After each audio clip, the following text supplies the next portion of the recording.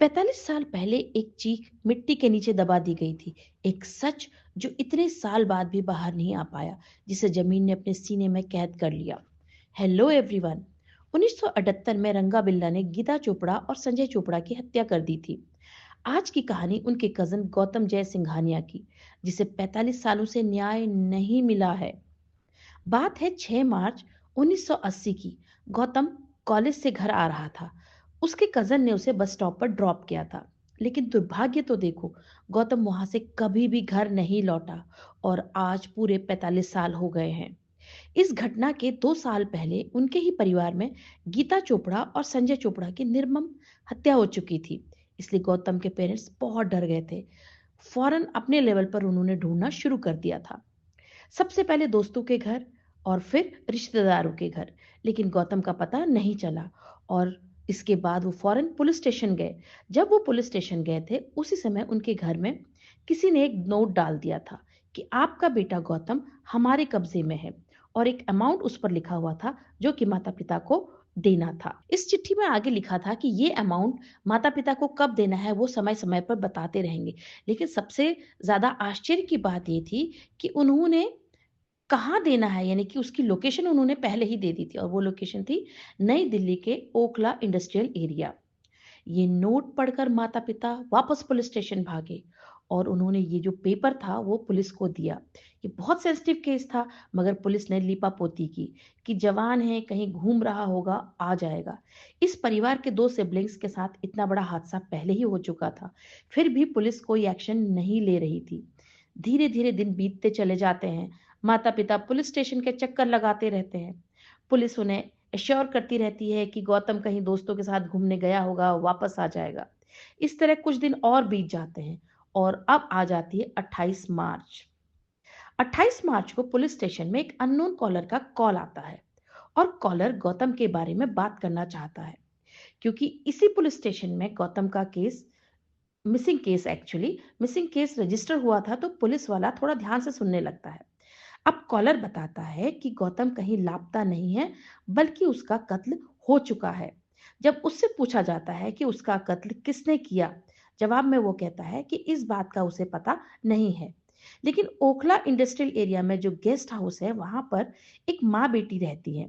गौतम के रिश्ते उनके साथ थे, और उन्हीं माँ बेटी के रिश्ते एक मुंबई के प्रसिद्ध होटल वाले से भी थे। यानी कि सारी इंफॉर्मेशन वो अननोन कॉलर दे रहा था।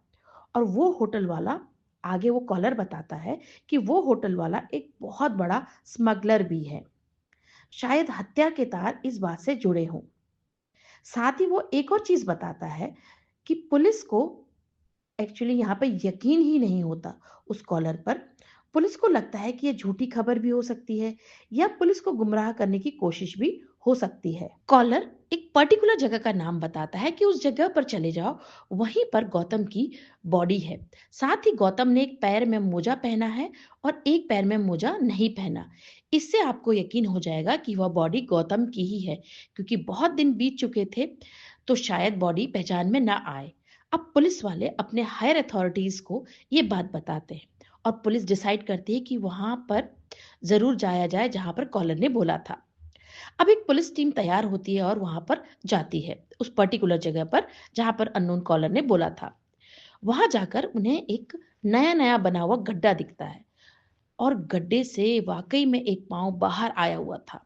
और जब गड्ढे को खोदा जाता है तो उसमें से एक बॉडी मिलती है, जो शायद गौतम की ही थी, क्योंकि बॉडी की हालत बहुत खराब थी।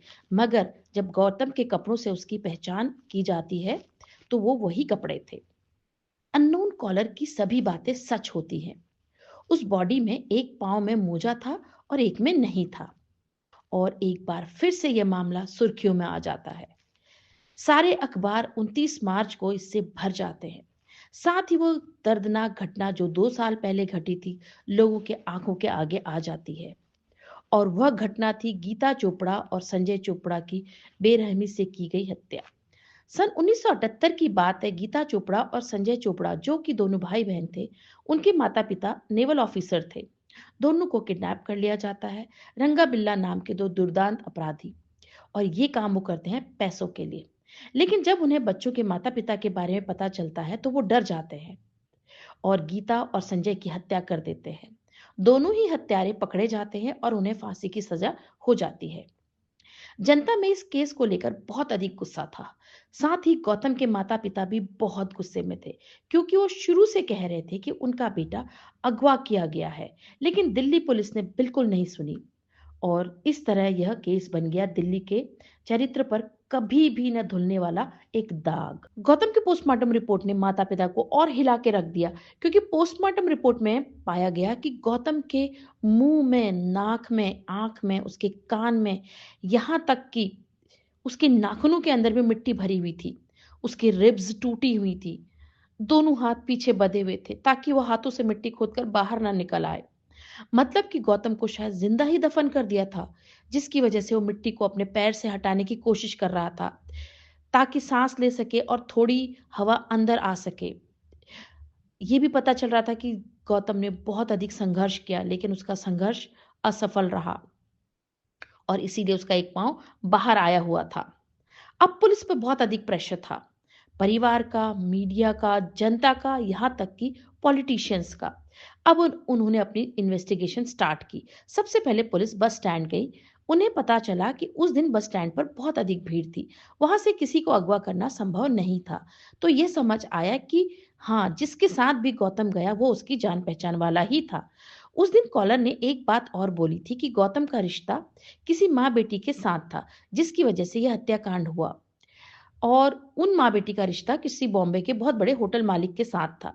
लेकिन पुलिस ने काफ़ी इन्वेस्टिगेशन की और कभी पता ही नहीं चला कि वो सुंदर नगर के गेस्ट हाउस में वो 2 माँ-बेटी कौन थी? क्या यह गुमराह करने के लिए था? या गुमराह करने के लिए सिर्फ माँ-बेटी का एंगल डाला गया था?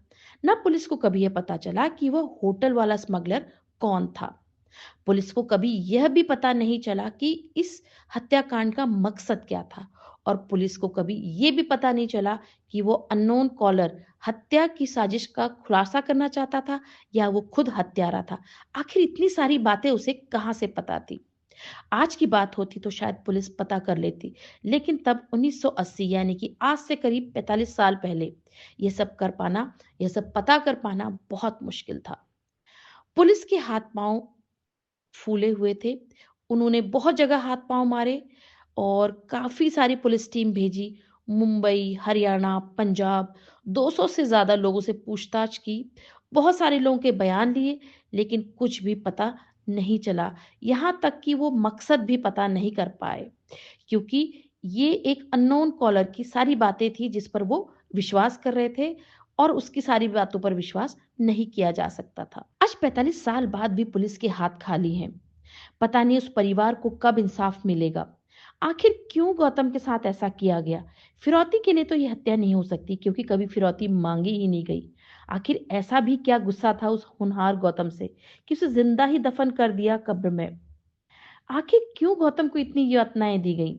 कहीं कोई सुराग किसी के पास हो तो जरूर दें, ताकि इस अनसॉल्व मिस्ट्री से पर्दा हटाया जा सके और उस परिवार के साथ इंसाफ हो। उम्मीद है आपको ये कहानी पसंद आई होगी।